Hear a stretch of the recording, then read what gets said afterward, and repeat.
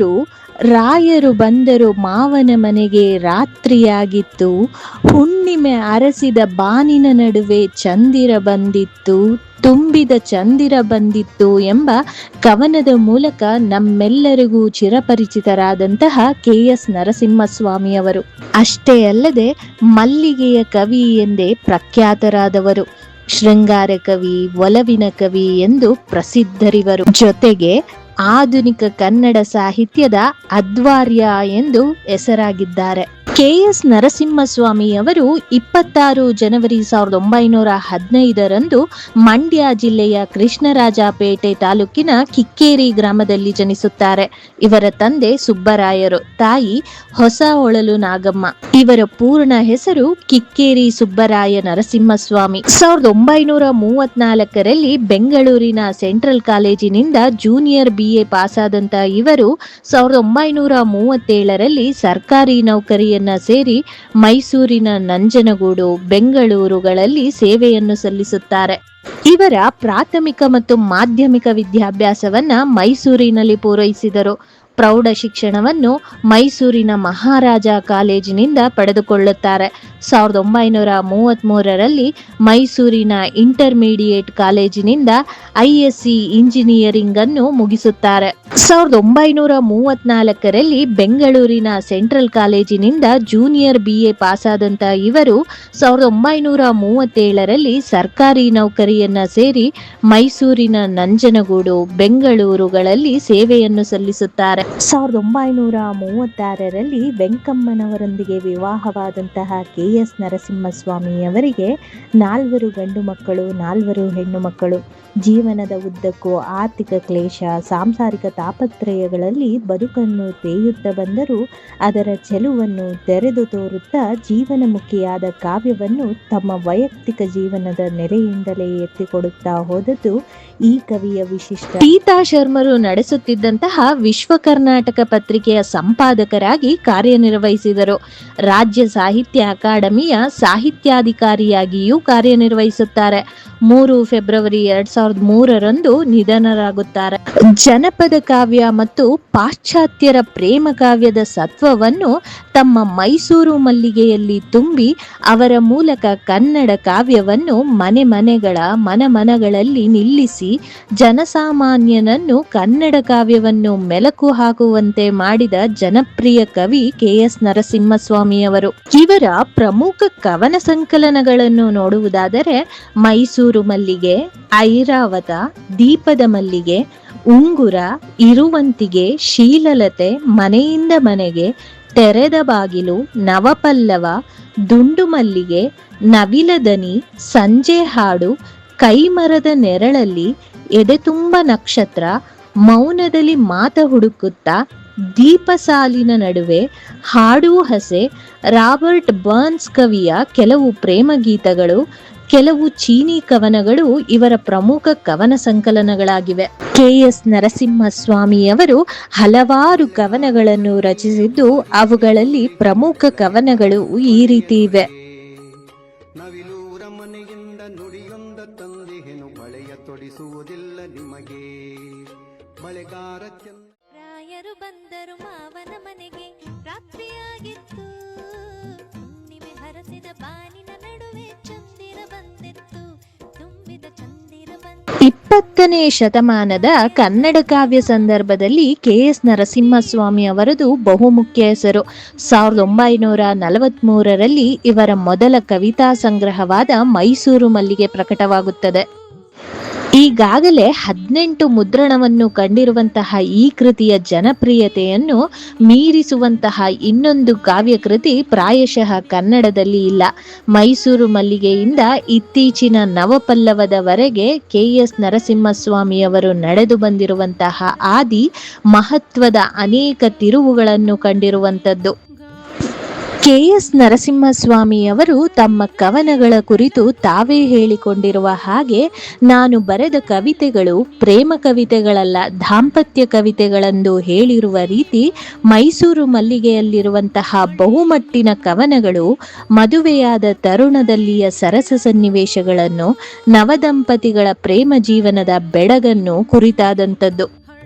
ಇದು ಇವರ ಮೊದಲ ಕವನ ಸಂಕಲನವಾಗಿದ್ದು 1942ರಲ್ಲಿ ಪ್ರಕಟವಾಗುತ್ತದೆ.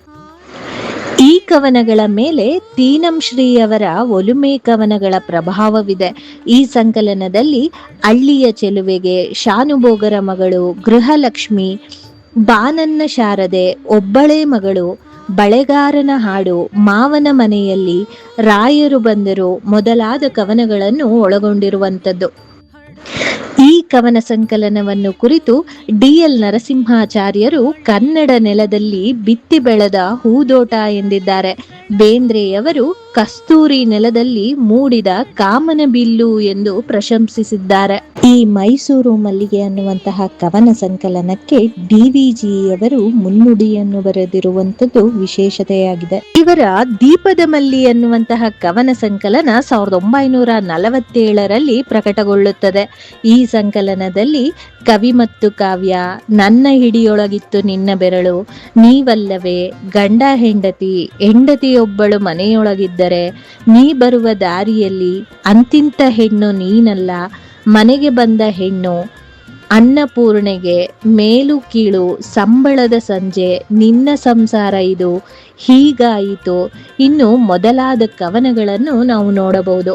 ಇವರ ಗಡಿಯಾರದಂಗಡಿಯ ಮುಂದೆ ಅನ್ನುವಂತಹ ಕವನದ ಕುರಿತು ಕೀರ್ತಿನಾಥ ಕುರ್ತುಕೋಟಿಯವರು ಹೇಳುವ ಹಾಗೆ, ವಸ್ತು ಪ್ರಜ್ಞೆ ಮತ್ತು ಕಾಲಪ್ರಜ್ಞೆ ಬೇರೆ ಬೇರೆಯಾಗಿ ನಿಲ್ಲದೆ ಕಾವ್ಯಾರ್ಥವನ್ನು ಬೆಳೆಸಿರುವುದು ಇಲ್ಲಿ ಕಾಣುತ್ತೇವೆ ಎಂದು ಅಭಿಪ್ರಾಯಪಟ್ಟಿದ್ದಾರೆ. ಜೊತೆಗೆ ಜೀವನದ ಆಳಕ್ಕೆ ಇಳಿದು ಅರ್ಥವನ್ನು ಹುಡುಕುವ ಪ್ರಾಮಾಣಿಕ ಪ್ರಯತ್ನವನ್ನು ಕೆ.ಎಸ್. ನರಸಿಂಹಸ್ವಾಮಿಯವರು ಮಾಡಿದ್ದಾರೆ ಎನ್ನುವಂತಹ ಎಂ.ಎಚ್. ಚೆನ್ನಯ್ಯನವರ ಅಭಿಪ್ರಾಯ ವಿಚಾರಣೀಯವಾದದ್ದು. 1949ರಲ್ಲಿ ಪ್ರಕಟಗೊಂಡಂತಹ ಉಂಗುರ ಅನ್ನುವಂತಹ ಕವನ ಸಂಕಲನದಲ್ಲಿ ಅವಿಭಕ್ತ ಕುಟುಂಬಗಳ ವಿಭಜನೆಯಂತಹ ಸಂಧಿ ಕಾಲದ ಆಧುನಿಕ ವಸ್ತು ಕಾಣಿಸಿಕೊಂಡಿರುವಂಥದ್ದು. ಹಾಗೆ ರಾಜಕೀಯ ಆಸಕ್ತಿ ತೋರುವ ಕೆಲವು ಕವಿತೆಗಳನ್ನು ಇದು ಒಳಗೊಂಡಿದೆ. ಡೋಮಿಯನ್ ಜನನ, ಗಾಂಧೀಜಿಯ ಪಾದಕ್ಕೆ ಇದೇ ನಾಡು, ಮಾತು ಬೇಸರವಾಗಿದೆ ಎಂಬ ಕವಿತೆಗಳಲ್ಲಿ ಹೊಸ ಸಮಾಜದ ಬಗ್ಗೆ ಆಸೆ, ಆತಂಕ, ಆಕ್ರೋಶಗಳು ವ್ಯಕ್ತವಾಗುತ್ತಾ ಕವಿಯ ಸಂದಿಗ್ಧ ಮನಸ್ಥಿತಿಯನ್ನ ಚಿತ್ರಿಸಿರುವಂಥದ್ದು. ಇವರ ಇನ್ನೊಂದು ಮುಖ್ಯ ವಸ್ತು ದೇವರು, ಸೃಷ್ಟಿ ಜೀವಿಯ ಸಂದರ್ಭದ ಆಸಕ್ತಿ ಕೂಡ ಕೆಲವು ಕವಿತೆಗಳಲ್ಲಿ ಕಾಣಿಸಿಕೊಂಡಿರುವಂಥದ್ದು. ಶೀಲಲತೆ ಮತ್ತು ಮನೆಯಿಂದ ಮನೆಗೆ ಅನ್ನುವಂತಹ ಸಂಕಲನದ ಕವನಗಳು ನರಸಿಂಹಸ್ವಾಮಿಯವರ ಪ್ರಾರಂಭಿಕ ಕಾವ್ಯದ ವಸ್ತು ಪಡೆದಿರುವ ಶ್ರೀಮಂತ ರೂಪಾಂತರತೆಯನ್ನ ತೋರುವಂಥದ್ದು. ಇವರ ತೆರೆದ ಬಾಗಿಲು ಅನ್ನುವಂತಹ ಕವನ ಸಂಕಲನ 1976ರಲ್ಲಿ ಪ್ರಕಟಗೊಳ್ಳುವಂಥದ್ದು. ಈ ಕವನ ಸಂಕಲನದಲ್ಲಿ ನಿರಾಲಂಕಾರತೆ, ಸರಳತೆ, ಸಹಜತೆ, ನಾಟಕೀಯತೆ ಮುಖ್ಯ ಲಕ್ಷಣವಾಗಿರುವಂಥದ್ದು. ಮುಪ್ಪು, ಒಂಟಿತನ, ಸಾವು ಈ ಸಂಕಲನದ ಮುಖ್ಯ ವಸ್ತುಗಳೆನ್ನಬಹುದು. ಶ್ರೀನಿವಾಸರ ಕಾವ್ಯದ ಪ್ರಭಾವವನ್ನು ಅಚ್ಚರಿ ಹುಟ್ಟಿಸುವಂತೆ ಸ್ವಧರ್ಮಕ್ಕೆ ಒಗ್ಗಿಸಿಕೊಂಡಿರುವುದು ಈ ಸಂಕಲನದ ಇನ್ನೊಂದು ವಿಶಿಷ್ಟತೆ. ಇವರ ಹೀಗಾಯಿತು ಅನ್ನುವಂತಹ ಕವಿತೆಯಲ್ಲಿ ಇವರನ್ನು ವಿಚಾರಿಸಿಕೊಂಡು ಓದಂತಹ ಒಬ್ಬ ವ್ಯಕ್ತಿಯೊಬ್ಬನ ಬಗೆಗಿನ ಚಿಂತನೆಯನ್ನ ನಾವು ನೋಡಬಹುದು. ನಮ್ಮ ಕ್ಷೇಮವನ್ನು ಚಿಂತಿಸುವ ಈ ಶುಭದ ಕಲ್ಪನೆ ತೆರೆದ ಬಾಗಿಲು ಅನ್ನುವಂತಹ ಸಂಗ್ರಹದ ಕವಿತೆಗಳಲ್ಲಿ ಒಂದಾಗಿದೆ. ಇವರ ತೆರೆದ ಬಾಗಿಲು ಅನ್ನುವಂತಹ ಕವನ ಸಂಕಲನದಲ್ಲಿರುವ ಇವನ ಹುಟ್ಟಿದ ಹಬ್ಬದಲ್ಲಿ ಮುಪ್ಪು, ಒಂಟಿತನ ಮತ್ತು ಬಡತನದ ಸಂಗತಿ, ವಿಷಾದದ ದನಿ ಹೊರಹೊಮ್ಮುವಂಥದ್ದು. ಈ ವಿಷಾದದ ನಡುವೆಯೂ ಶುಚಿಯಾದ ಬದುಕು ಮಾತ್ರ ನೀಡುವಂತಹ ವಿಚಿತ್ರ ಸಮಾಧಾನವು ಇದರಲ್ಲಿ ನೋಡಬಹುದು. ಇವರ ಶೀಲಲತೆ ಎನ್ನುವಂತಹ ಕವನ ಸಂಕಲನ 1958ರಲ್ಲಿ ಪ್ರಕಟಗೊಳ್ಳುತ್ತದೆ. ದೇವರು, ಸೃಷ್ಟಿಜೀವಿಯ ಸಂಬಂಧ, ಕಾಲದ ವಸ್ತು, ರಾಜಕೀಯ ಸಾಮಾಜಿಕ ವಸ್ತು ಇದರಲ್ಲಿ ಕಾಣಿಸಿಕೊಳ್ಳುವಂಥದ್ದು. ಸಾರ್ವಜನಿಕ ಎನ್ನಬಹುದಾದ ಸಂಗತಿಗಳ ಜೊತೆಗೆ ಸಮಕಾಲೀನ ಎನ್ನಬಹುದಾದ ಸಂಗತಿಗಳ ಬಗ್ಗೆಯೂ ಕವಿ ಇಲ್ಲಿ ಆಸಕ್ತಿಯನ್ನು ತೋರಿಸಿದ್ದಾರೆ. ಪ್ರೀತಿಯ ಬಗ್ಗೆ ಇಲ್ಲಿಯ ಕವನಗಳು ಇವೆಯಾದರೂ ರಮ್ಯತೆ, ಕನಸುಗಾರಿಕೆ ಕಡಿಮೆಯಾಗಿರುವಂಥದ್ದು. ಪ್ರೀತಿಯ ದುರಂತದ ಮುಖವನ್ನ ಈ ಸಂಕಲನದಲ್ಲಿ ಕಾಣಬಹುದು. ಕೆ.ಎಸ್. ನರಸಿಂಹಸ್ವಾಮಿಯವರು ಮಾರಿಯ ಕಲ್ಲು, ಉಪವನ, ದಮಯಂತಿ, ಸಿರಿಮಲ್ಲಿಗೆ ಅನ್ನುವಂತಹ ಗದ್ಯ ಕೃತಿಗಳನ್ನು ಬರೆದಿದ್ದಾರೆ. ಇವರ ಮಾರಿಯ ಕಲ್ಲು ಅನ್ನುವಂಥದ್ದು ಹೊಸದಾಗಿ ಓದು ಬರಹ ಕಲಿಯುವ ಯುವಕರಿಗೆ ಬರೆದಂತಹ 7 ಕಥೆಗಳಿರುವ ಪುಸ್ತಕ. ಉಪವನ ಅನ್ನುವಂಥದ್ದು ಲೇಖನಗಳ ಸಂಗ್ರಹವಾಗಿದ್ದು, ದಮಯಂತಿ ಅನ್ನುವಂಥದ್ದು ಸರಳ ಗದ್ಯ ಕೃತಿ. ನಳದಮಯಂತಿಯರ ಪ್ರಸಂಗವನ್ನ ವಸ್ತುವಾಗಿಸಿಕೊಂಡಿದೆ. ಇವರ ಸಮಗ್ರ ಕಾವ್ಯವು ಮೈಸೂರು ಮಲ್ಲಿಗೆಯ ಮಾಲೆ ಎನ್ನುವಂತಹ ಹೆಸರಲ್ಲಿ 1986ರಲ್ಲಿ ಪ್ರಕಟವಾಯಿತು. 1956ರಲ್ಲಿ ಗಾಂಧೀಜಿಯವರ ಸುಭಾಷಿತಗಳನ್ನು ಅನುವಾದಿಸಿ ಮೋಹನಮಾಲೆ ಎಂಬ ಕೃತಿಯನ್ನು ರಚಿಸಿದರು. RK ಪ್ರಭು ಅವರ ಇಂಡಿಯಾ ಆಫ್ ಮೈ ಡ್ರೀಮ್ಸ್ ಎಂಬ ಕೃತಿಯನ್ನು ನನ್ನ ಕನಸಿನ ಭಾರತ ಎಂದು ಅನುವಾದಿಸಿದ್ದಾರೆ.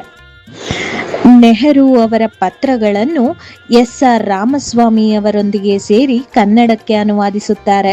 ವೇರಿಯರ್ ಎಲ್ವಿನ್ ಅವರ when the world was Young ಎಂಬ ಜನಪದ ಕಥೆಗಳ ಸಂಗ್ರಹ ಕೃತಿಯನ್ನ 1965ರಲ್ಲಿ ಪ್ರಪಂಚದ ಬಾಲ್ಯ ಎಂಬ ಹೆಸರಿಂದ ಅನುವಾದಿಸುತ್ತಾರೆ. ಮಾರ್ಕ್ ಟ್ವೆನ್ನ ಕಾದಂಬರಿ ಅಡ್ವೆಂಚರ್ ಆಫ್ ಅಕಲ್ ಬೆರ್ಫಿನ್ ಅನ್ನುವಂತಹ ಕೃತಿಯನ್ನ 1969ರಲ್ಲಿ ಹಕಲ್ ಬೆರ್ಫಿನ್ನ ಸಾಹಸಗಳು ಎಂಬ ಹೆಸರಿನಲ್ಲಿ ಕನ್ನಡಕ್ಕೆ ಅನುವಾದಿಸುತ್ತಾರೆ. ಯುರಿಪಿಡಿಸನ ಮಿಡಿಯ, ಪ್ರೇಮನಂದ ಕುಮಾರ್ ಅವರ ಸುಬ್ರಹ್ಮಣ್ಯ ಭಾರತಿ ಕೃತಿ, ಪುಷ್ಕಿನ್ನನ ಕೃತಿಗಳು, ತಾರ್ ಸುಲ್ತಾನನ ಕತೆ ಎಂಬ ಜನಪದ ಕಥಾನಕವನ್ನ ಕನ್ನಡಕ್ಕೆ ಅನುವಾದಿಸುತ್ತಾರೆ. ಮಕ್ಕಳಿಗಾಗಿ ಮಾಯಾಶಂಕ ಮತ್ತು ಇತರ ಕಥೆಗಳು, ರಾಣಿಯ ಗಿಳಿ ಮತ್ತು ರಾಜನ ಮಂಗ ಎಂಬ ಕಥೆಗಳನ್ನ ಕನ್ನಡಕ್ಕೆ ಅನುವಾದಿಸುತ್ತಾರೆ. ಸ್ಕಾಟ್ಲ್ಯಾಂಡಿನ ಕವಿ ರಾಬರ್ಟ್ ಬರ್ನ್ಸ್ನ ಕವಿತೆಗಳಾದ O bonnie was you rosy brier ಅನ್ನುವಂತಹ ಕವಿತೆಯನ್ನ ಚೆಂಗುಲಾಬಿಯ ಬಳ್ಳಿ ಚೆಲುವಾಗಿತ್ತು ಎಂದು, ಯಂಗ್ ಪಿಗ್ಗಿ ಅನ್ನುವಂತಹ ಕವಿತೆಯನ್ನ ತರುಣಿ ಪಿಗ್ಗಿ ಎಂದು, ದ ವಿನ್ನರ್ ಈಸ್ ಪಾಸ್ಟ್ ಅನ್ನುವಂತಹ ಕವಿತೆಯನ್ನು ಚಳಿಗಾಲ ಮುಗಿದಿತ್ತು ಎಂಬ ಹೆಸರಿನಲ್ಲಿ ಅನುವಾದಿಸಿದ್ದಾರೆ. Green the river side grasses ಅನ್ನುವಂತಹ ಕವಿತೆಯನ್ನ ಒಳೆಯ ಪಕ್ಕದ ಗರಿಕೆ ಎಂದು, ಸಾಂಗ್ ಆಫ್ ಚೇಸ್ಟ್ ವೈಫ್ ಅನ್ನುವಂತಹ ಕವಿತೆಯನ್ನ ಸಾಧ್ವಿಯೊಬ್ಬಳ ಗೀತ ಎಂದು ಕನ್ನಡಕ್ಕೆ ಅನುವಾದಿಸಿದ್ದಾರೆ. ಜೊತೆಗೆ ಕೆಲವು ಚೀನಿ ಕವಿತೆಗಳನ್ನ ಕನ್ನಡಕ್ಕೆ ಅನುವಾದಿಸಿದ್ದಾರೆ. ಚೀನಿ ಕವನಗಳ ಅನುವಾದ ಸಂಕಲನದಲ್ಲಿ ಒಟ್ಟು 25 ಕವನಗಳಿರುವಂಥದ್ದು. ಇವರು ವಿ ಸೀತಾರಾಮಯ್ಯನವರು, ವೆಂಕಣ್ಣಯ್ಯನವರು ಅನ್ನುವಂತಹ ವ್ಯಕ್ತಿ ಚಿತ್ರಗಳನ್ನು ಬರೆದಿದ್ದರು. ಇವರು ಬರೆದಂತಹ ಸುನೀತಗಳನ್ನು ನೋಡುವುದಾದರೆ ಮೈಸೂರು ಮಲ್ಲಿಗೆ ಮತ್ತು ಒಸುಗೆಯಾಯಿತೆ ಅನ್ನುವಂಥದ್ದು. ಇವರು ಬರೆದಂತಹ ಕಥನ ಕವನಗಳು ಕಾಮನ ಕತೆ, ನೀರಿಗೆ ಬಿದ್ದ ಹೆಣ್ಣು, ಅಕ್ಕ ತಂಗಿಯರು, ಮಲ್ಪಿನಲ್ಲಿ, ಕಾವೇರಿ ಸ್ನಾನ ಅನ್ನುವಂಥದ್ದು.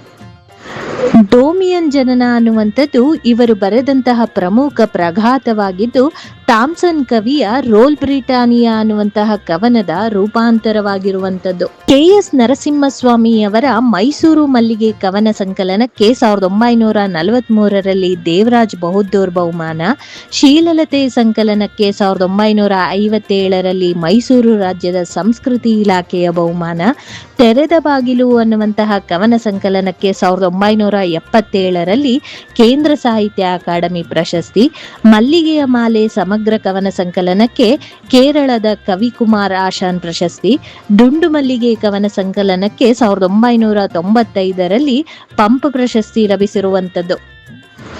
ಬೆಂಗಳೂರು ವಿಶ್ವವಿದ್ಯಾಲಯವು ಇವರಿಗೆ 1992ರಲ್ಲಿ ಗೌರವ ಡಿಲೀಟ್ ಪದವಿಯನ್ನು ನೀಡಿದೆ. ಇವರು 1990ರಲ್ಲಿ ಮೈಸೂರಿನಲ್ಲಿ ಜರುಗಿದ ಅಖಿಲ ಭಾರತ ಕನ್ನಡ ಸಾಹಿತ್ಯ ಸಮ್ಮೇಳನದ ಅಧ್ಯಕ್ಷತೆಯನ್ನು ವಹಿಸಿದ್ದರು. ಹೆಂಡತಿಯೊಬ್ಬಳು ಮನೆಯೊಳಗಿದ್ದರೆ ನನಗದು ಕೋಟಿ ರೂಪಾಯಿ, ಹೆಂಡತಿಯೊಬ್ಬಳು ಹತ್ತಿರವಿದ್ದರೆ ನಾನು ಒಬ್ಬ ಸಿಪಾಯಿ ಎಂಬ ಸದಾಕಾಲ ಎಲ್ಲರ ಬಾಯಲ್ಲೂ ಗುನುಗುವ ಸಾಲುಗಳ ರೀತಿ ಹಲವಾರು ಕವನಗಳನ್ನು ನೀಡಿರುವ KS ನರಸಿಂಹಸ್ವಾಮಿಯವರು 20ನೇ ಶತಮಾನದ ಬಹುಮುಖ್ಯ ಕವಿಯಾಗಿ, ಅನುವಾದಕರಾಗಿ ಕನ್ನಡ ಸಾಹಿತ್ಯಕ್ಕೆ ಸಲ್ಲಿಸಿದಂತಹ ಸೇವೆ ಅವಿಸ್ಮರಣೀಯವಾದದ್ದು. ಅವರು ರಚಿಸಿದಂತಹ ಕವನಗಳು ಇಂದಿಗೂ ಜನಸಾಮಾನ್ಯರಿಗೆ ಅಚ್ಚುಮೆಚ್ಚಾಗಿರುವಂಥದ್ದು. KS ನರಸಿಂಹಸ್ವಾಮಿಯವರ ಕುರಿತಾದಂತಹ ಈ ಕಿರು ಮಾಹಿತಿಯ ವಿಡಿಯೋ ಇಷ್ಟವಾದಲ್ಲಿ ಲೈಕ್ ಮತ್ತು ಶೇರ್ ಮಾಡುವುದನ್ನು ಮರೆಯಬೇಡಿ. ಜೊತೆಗೆ ನಿಮ್ಮ ಅನಿಸಿಕೆಯನ್ನು ಕಮೆಂಟ್ ಮೂಲಕ ತಿಳಿಸಿ. ಧನ್ಯವಾದಗಳು.